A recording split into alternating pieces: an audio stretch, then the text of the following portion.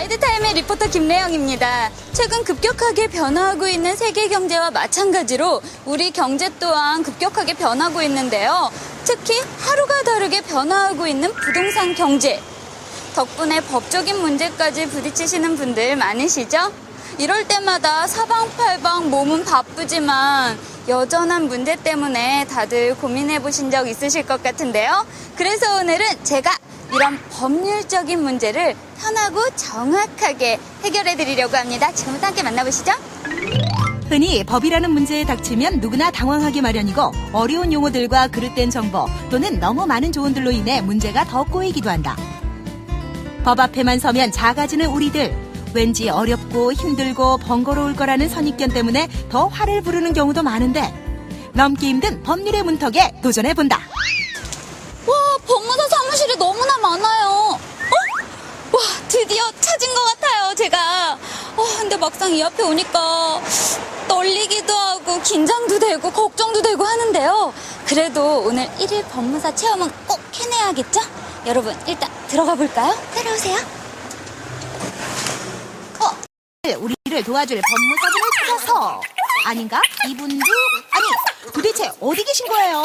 안녕하세요. 예, 안녕하세요. 네, 드디어 찾은 것 같아요. 여기가 마지막이죠? 예, 맞습니다. 더 이상 방 없는 거죠? 예. 전성재 법무사님? 예, 맞습니다. 오늘의 해결사 전성재 법무사님. 사실 저희 같은 일반인들은 법무소에서 무엇을 하는지 잘 모르거든요. 법하고 친한 일도 없고요. 많이 법무소에서는 어떤 일을 하는지 좀 알기 쉽게 설명 좀 해주세요. 예. 지금 일반적으로 그 일반인들이 법무사 사무소라고 하게 되면은 좀 어렵게들 많이들 생각을 하시는데 실질적으로는 그 일반 생활과 관련되는 모든 법률 문제를 법무사 사무실이 다 다룬다라고 생각하시면 돼요. 우리가 일반적으로 그 부동산 중개사를 통해 가지고 부동산 그 아파트나 이런 것들을 매입하는 경우에도 소유권 이전 등기 등을 하는 업무라거나 아니면은 그 부모님이 그 돌아가시고 나서 어떤 아파트나 이런 것들을 상속을 남겨주셨을 때 상속 등기를 하는 경우들 또는 본인들이 그 어떤 채무나 어떤 빚이 많아가지고 그 개인회생이나 파산 절차 등을 진행을 할 때 이런 모든 법률적인 문제들인 경우는 법률적인 그 조력자로서 법무사가 업무에 모두 다 관여를 한다라고 보시면 돼요. 와, 정말 너무나도 다양한 일을 하고 계신데요. 그런데요, 예. 검사나 변호사 하면 저희가 좀 쉽게 떠올릴 수가 있잖아요. 그렇죠. 예, 그런데요, 법무사 하면은 좀 생소하잖아요. 예. 어떤 차이점이 있는 건가요? 그러니까 법무사의 업무라고 하게 되면 결국은 그 변호사하고의 업무를 좀 많이 비교를 하게 되는데 변호사가 일반적으로 하는 일이 일반적으로 우리가 소송이라고 부르는 것들 있죠. 그러니까 원고, 피고라는 당사자 간의 이제 법적 분쟁을 다투는 부분이기 때문에 변호사의 조력을 받아서 이제 민사소송 등을 진행을 하시게 되는데 우리가 일반적으로 법원에 어떤 서류를 내고 재판을 받을 때 변호사가 필요 없는 재판들도 있거든요.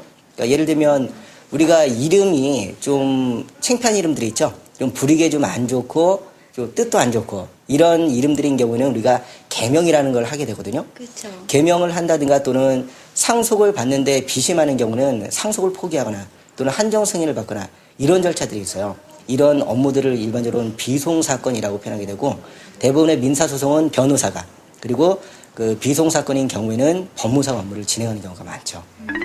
1일 법무사 도전! 직접 체험에 나서본 리포터 과연 잘할 수 있을지.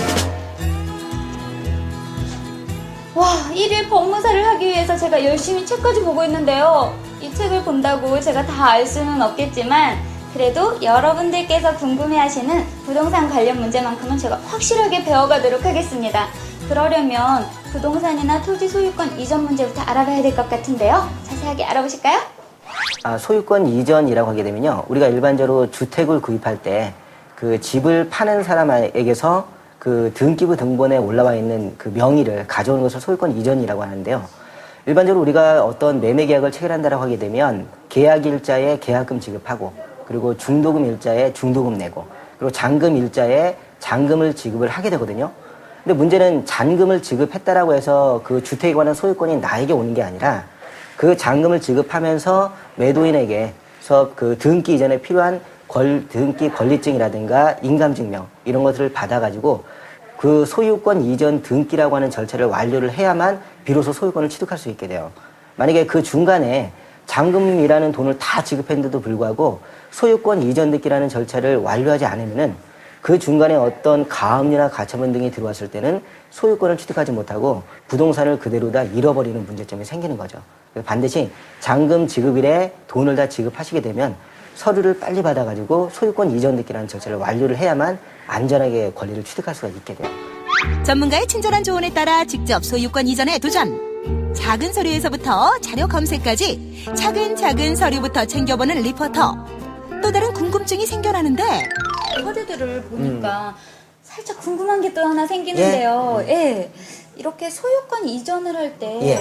재반 비용은 얼마나 드나요? 보통 비용이라고 하게 되면 들어가는 비용들이 몇 가지가 있긴 한데 그 중에서 이제 세금 관련해서 보게 되면은 등록세 또는 취득세 이런 것들이 들어가게 돼요. 네. 등록세 같은 경우는 주택을 매매할 때 매매가액의 1%가 되죠. 그러니까 예를 들면 그 매매 가격이 1억 5천만 원이라고 하게 되면 1%에 해당되는 등록세 150만 원을 납부를 해야 되고 또 거기에 또 교육세가 또 붙어요. 세금은 많이 붙거든요. 그래서 등록세액의 20%가 교육세로 붙으니까 한 30만 원 돈이 교육세로 부과되고 취득세인 경우에도 매매가액의 1%예요.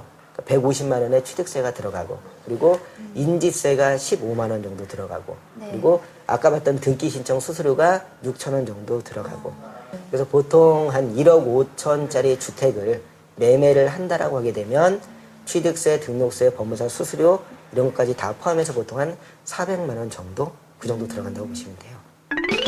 여러분 어떠셨나요? 오해나 착각으로 인해서 생길 수 있는 다툼이나 분쟁을 미연에 막을 수 있을 뿐만이 아니라 정말 우리 생활 곳곳에서 꼭 필요한 것이 아닐까 하는 생각이 들었는데요.